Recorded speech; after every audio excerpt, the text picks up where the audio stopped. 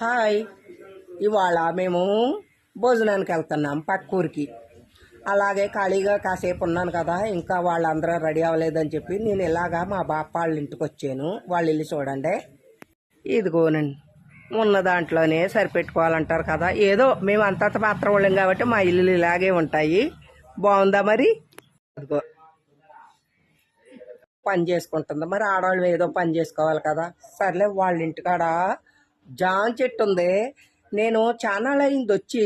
వాళ్ళ అప్పుడు ఎంత చెట్టు ఉండేది, అది ఇప్పుడు పెద్దది అయ్యి దాన్ని గర్భవతి అయ్యి పిల్లలకి అంటాం మొదలెట్టింది. దాని పిల్లలు చూడండి ఎంత బాగున్నాయో సైజు. జాంకాయలు అయితే కనుక భలే ఉన్నాయి.